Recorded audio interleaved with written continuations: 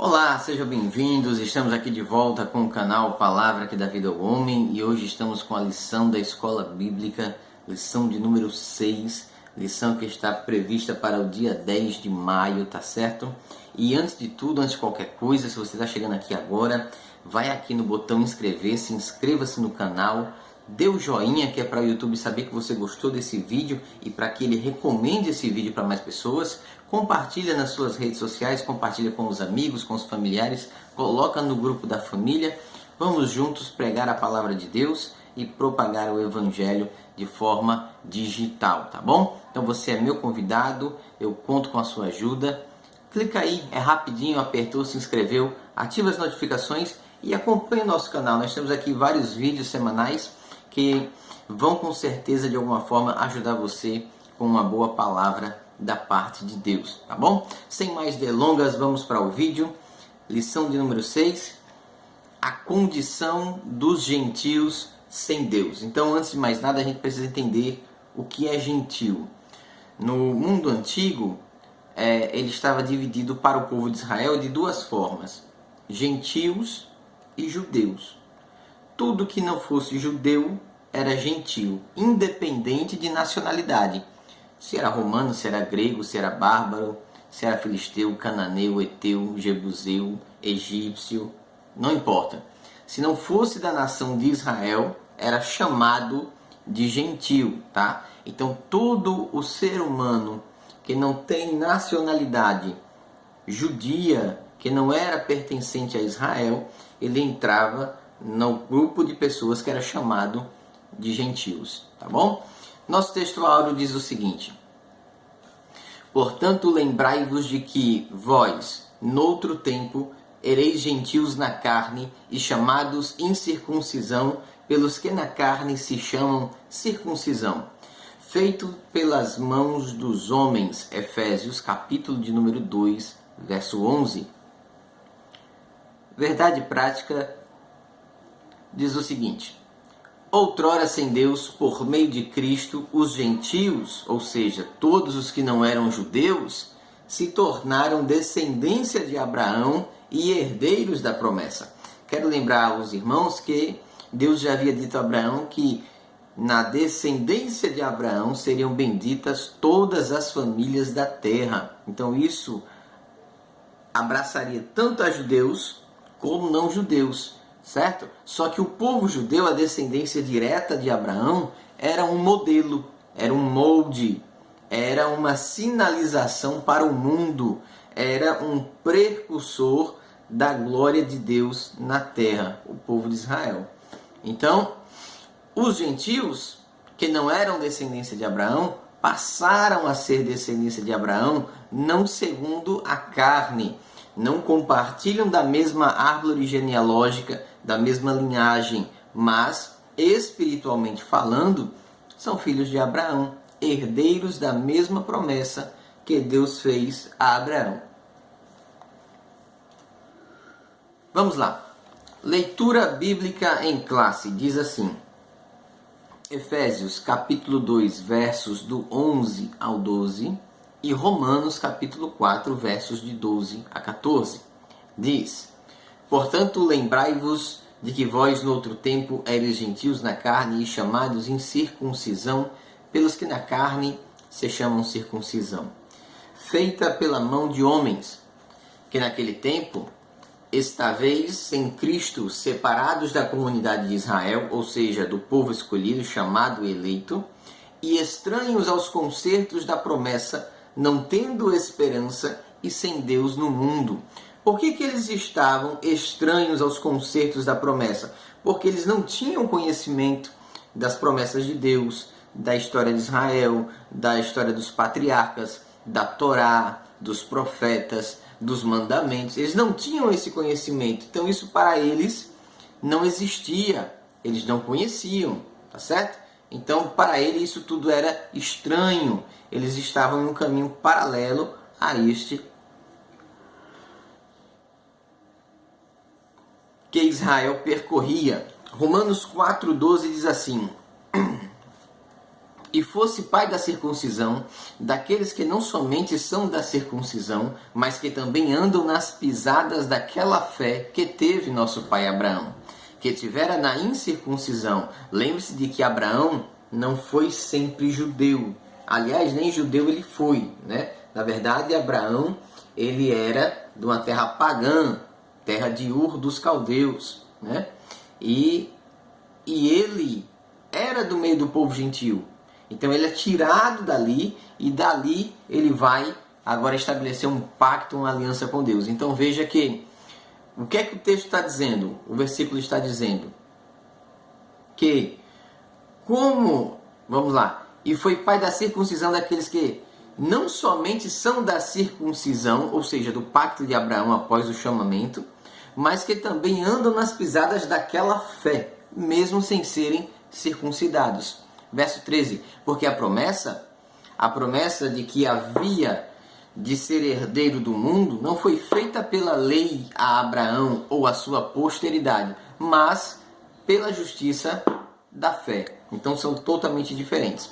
Pois, se os que são da lei são herdeiros, logo a fé é vã e a promessa é aniquilada. Então uma coisa é a promessa, uma coisa é a lei, e aí a gente vai discutindo.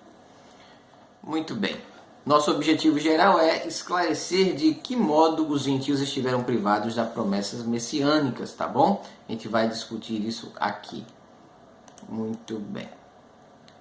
Na introdução da lição, o comentarista diz o seguinte: nesta lição, nós vamos estudar que o autor aos Efésios lembra aos gentios que antes da regeneração, do encontro com Deus, do conhecimento de Deus, da novidade chamada Cristo, das boas novas do Evangelho, eles eram incircuncisos e haviam provado 5 provas de privação referentes à grandeza de Deus. Eles estavam sem Cristo, separados de Israel, alienados referente à promessa, sem esperança e sem Deus no mundo. Ponto central: os gentios tornaram-se descendência de Abraão e herdeiros da promessa. Muito bem. Chamados incircuncisão. Então havia Deus feito um pacto com Abraão e sua descendência para separá-lo dos demais povos que ali estavam. Então eles faziam um processo chamado circuncisão. E o que consistia a circuncisão? A circuncisão nada mais era do que um processo cirúrgico que era feito aos 8 dias de nascido, onde se retirava a pele do prepúcio de todo menino nascido em Israel, se fosse ele de Israel ou fosse ele servo estrangeiro. Então, simplesmente era isso, tá? Tem nada do outro mundo, era uma coisa simples e era uma coisa que era praticada pelo povo de Israel. Vamos ver aqui uma referência no livro de Gênesis,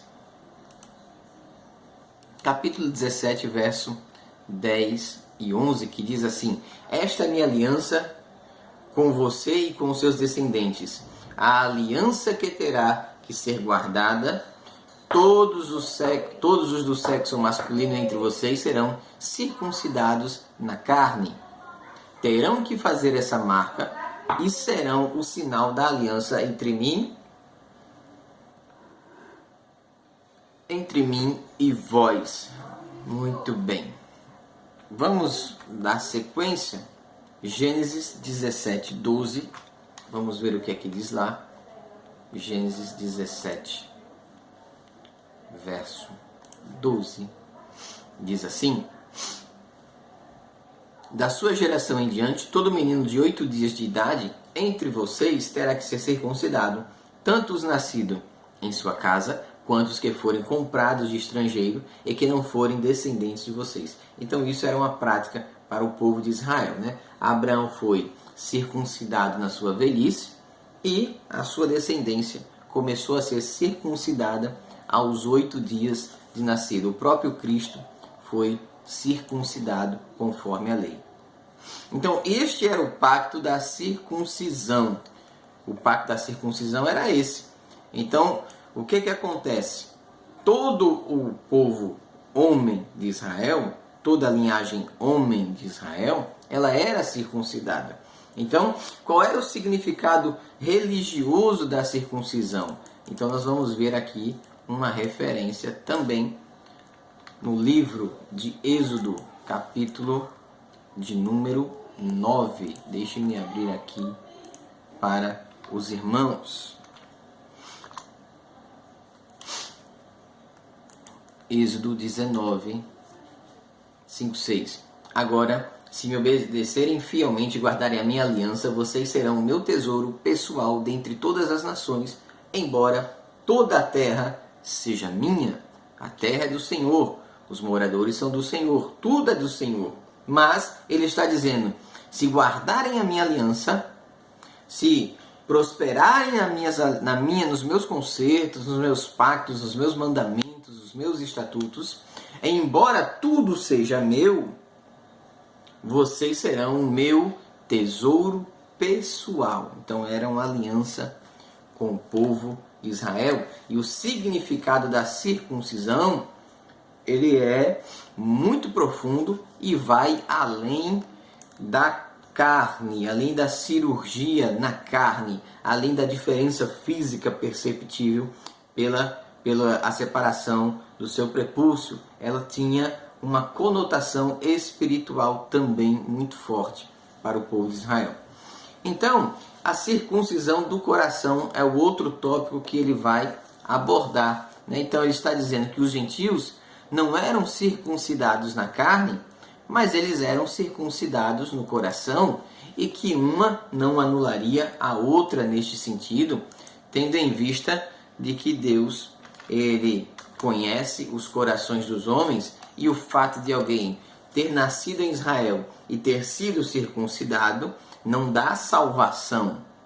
Não dá salvação. Assim como alguém em qualquer parte do planeta conhecer a Cristo, aceitar a Jesus e conhecer a palavra, não dá salvação. Por quê? Porque a salvação, ela vai muito além de conhecer, muito além de ler, muito além de um corte, muito além de um mandamento, muito além de um estatuto. Ela está vinculada ao coração humano. Deus, ele conhece o seu coração. Eu posso te enganar, você pode me enganar, mas o coração, ele não engana a Deus de jeito algum. Então, Deus, ele conhece o coração, ele sonda os pensamentos, ele esquadrinha a alma e nada escapa aos seus olhos. Então vejamos aqui um texto em Romanos 2, 29, diz assim: mas é judeu o que o é no interior? É circuncisão a que é do coração, no espírito, na letra? Não na letra? Cujo louvor não provém dos homens, mas de Deus. Vamos ver outra referência. Gálatas, capítulo 6, verso de número 15. Vejamos o que diz lá. Gálatas,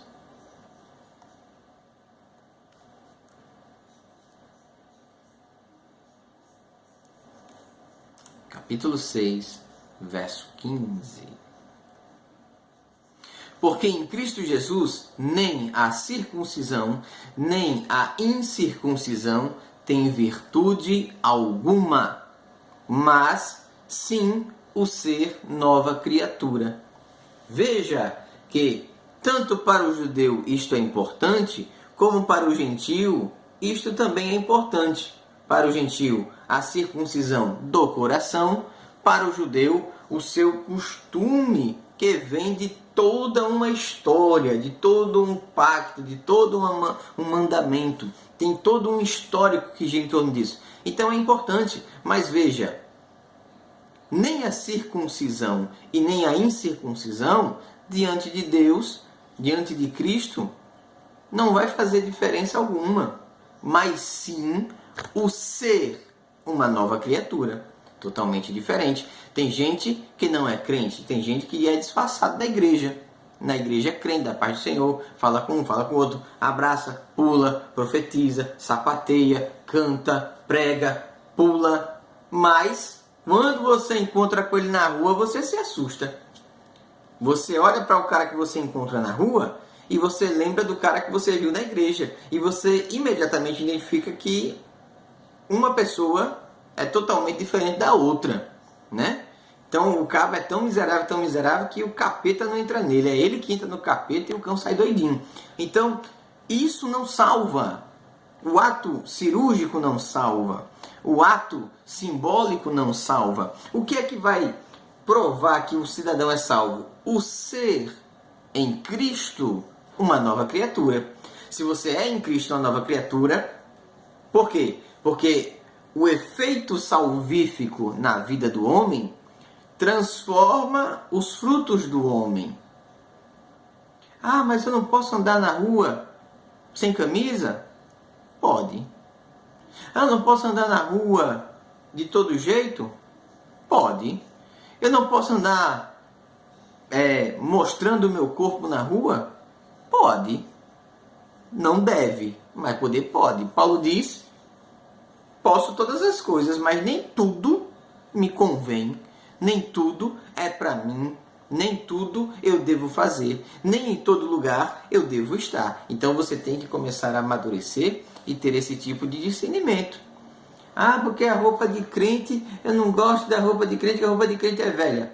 Ah, a roupa de crente é comprida. Ah, a roupa de crente não sei o quê. A roupa de crente... Irmãos, quando você chega numa sala, tem um médico e um paciente, você imediatamente reconhece o médico.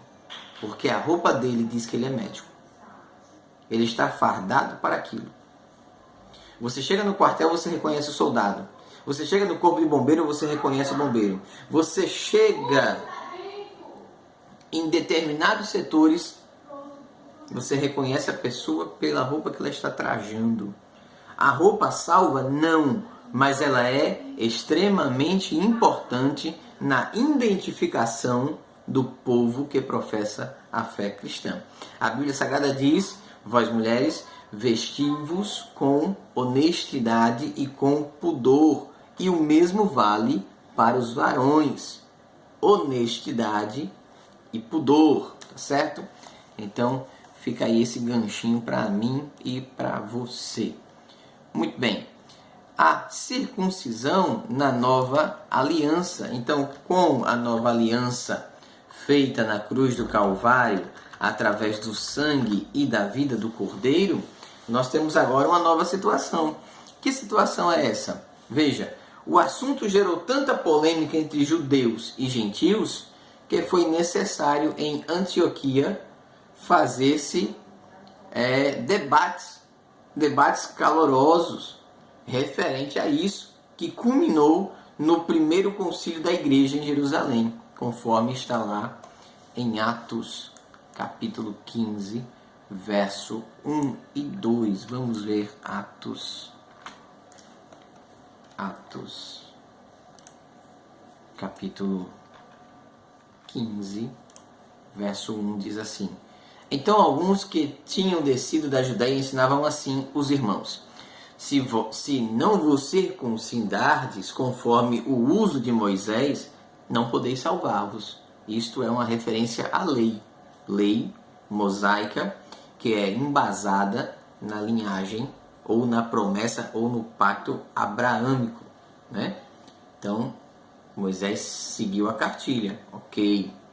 Verso 2: tendo dito Paulo e Barnabé, não pequena discussão e contenda contra eles, resolveu-se que Paulo e Barnabé e algum dentre eles subissem a Jerusalém aos apóstolos e aos anciões sobre aquela questão para tomar uma diretriz. Vai ser salvo ou não vai ser salvo? Gente, uma coisa é importante: eu não boto ninguém no céu, eu não boto ninguém no inferno. Cada um vai para o lugar que está caminhando para ir. Tem gente que parece, mas não é. Não é. E tem gente que não parece, mas é. Então o céu é uma surpresa. Tem gente que eu acho que não vai e vai. Tem gente que eu acho que vai e não vai. Tá certo? Então não compete a mim nem colocar ninguém no céu, nem colocar ninguém no inferno. Muito bem. Então nós resumimos o tópico de número 1 simples assim. Os gentios não faziam parte do pacto da circuncisão e por isso estavam alienados referente às promessas de Deus para o povo, para Israel, tá bom? No tópico de número 2, estranhos ao concerto da promessa.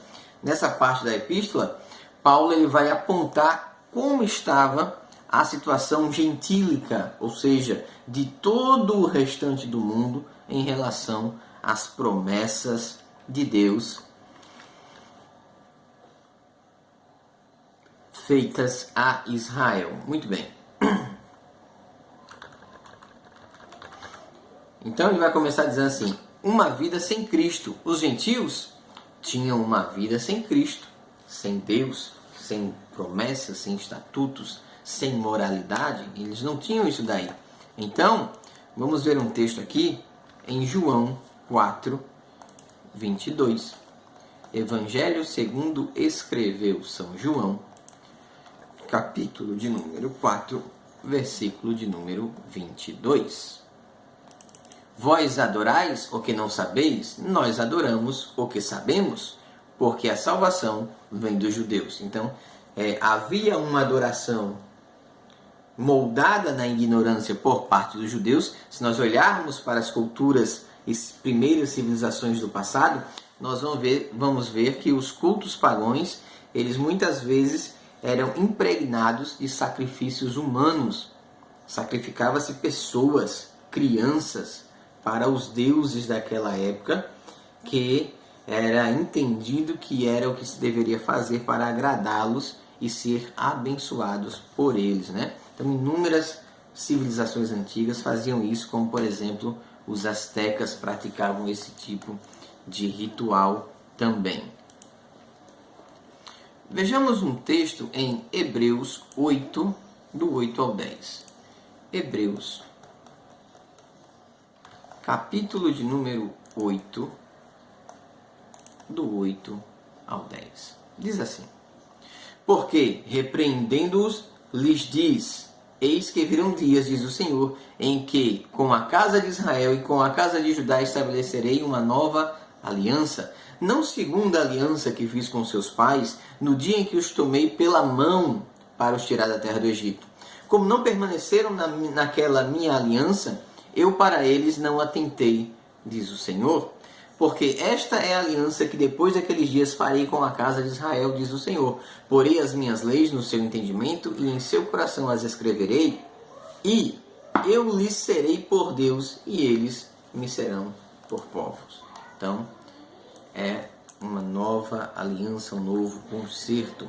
Eles eram separados da comunidade de Israel. Então, o encontro que existiam entre Israel e entre civilizações próximas ali eram apenas por motivos de guerra, por motivos políticos, por motivos comerciais, por trocas de mercadorias, mas referente a os conhecimentos teológicos, os conhecimentos bíblicos, né?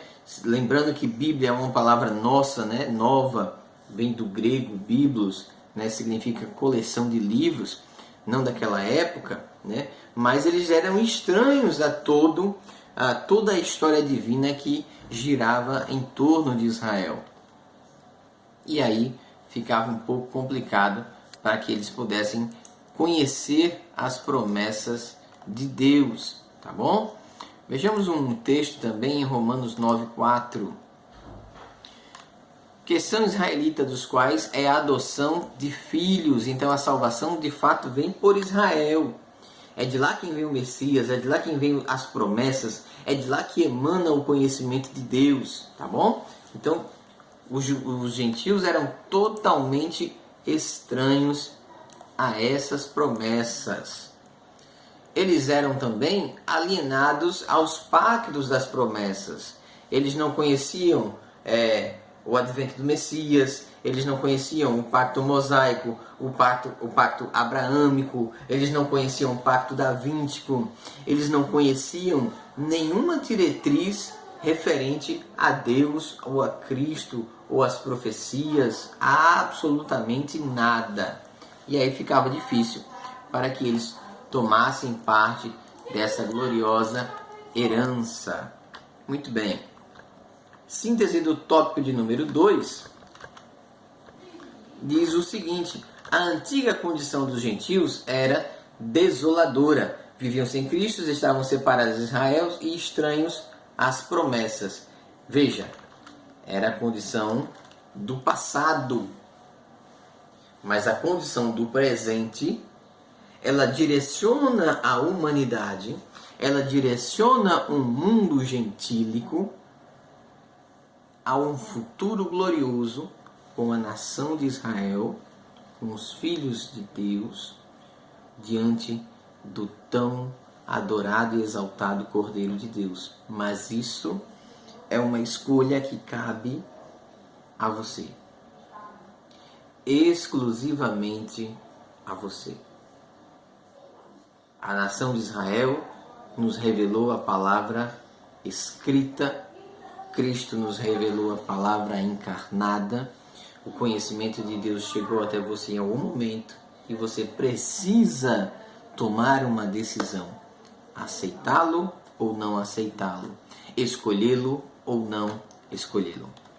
Sem esperança e sem Deus, desprovidos da esperança. Há um ditado no mundo que diz que a esperança é a última que morre. A minha esperança, ela já morreu, já ressuscitou e está viva à destra de Deus, tá certo? A esperança do crente, ela não morre, ela já está viva eternamente. Vejamos uma referência no livro de Salmo, Salmo de número 30, verso de número 5. Salmo 30.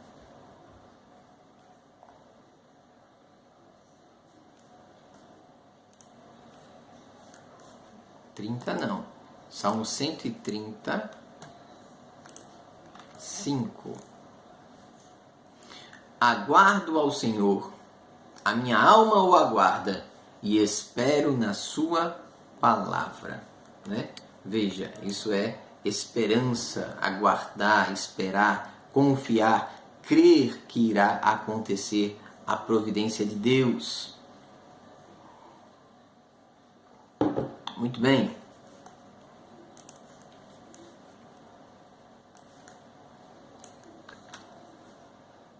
Sem Deus no mundo. Vejamos um texto em 1 Coríntios, capítulo de número 8. 1 Coríntios 8, verso 4. Assim que, quanto ao comer das coisas sacrificadas aos ídolos, sabemos que o ídolo nada é no mundo, e que não há outro Deus senão um só Deus. Veja, era sacrificado a ídolos pagãos, né? Ídolos que não tinham como salvar, ídolos que não tinham como prover, ídolos que não tinham como sustentar. E eram feitos isso através da ignorância da humanidade, à procura de um Deus que ele muitas vezes encontrava em fenômenos da natureza, encontravam em criaturas da natureza, e aí eles enveredavam por esses caminhos, mas que não resultavam no conhecimento de um Deus verdadeiro. Então estavam sem Deus no mundo. Mas veja o que foi que aconteceu. A Bíblia vai dizer que Deus amou o mundo de uma tal maneira que deu seu único Filho para que todo aquele que nele crê não pereça, mas tenha a vida eterna. Isto é fantástico. Fantástico. Isto foi alterado pelo poder da glória de Deus. Então, resumindo o tópico de número 3, a antiga condição dos gentios era lamentável, mas a atual condição dos gentios é gloriosa, é esplendorosa, só depende do gentio. Concluímos que num tempo passado remoto, o povo gentio estava longe das promessas, longe da presença de Deus, mas entendemos que no presente Cristo nos deu vida e vida com abundância, e Ele te convida a ter vida e vida com abundância. Não se afaste da presença de Deus. Não deixe os caminhos do Senhor. Apressa-te a encontrá-lo. Por quê? Porque há esperança para a árvore cortada. Há salvação enquanto há vida. Há milagre enquanto há vida. Há projeto de Deus para a sua vida enquanto você estiver vivo. Que Deus te abençoe, que Deus te guarde, que Deus te proteja. Fique conosco. Se inscreva aqui no canal, mande esse vídeo para alguém e vamos juntos anunciar a palavra do Mestre até que ele venha. Fique com Deus e um forte abraço. Até mais.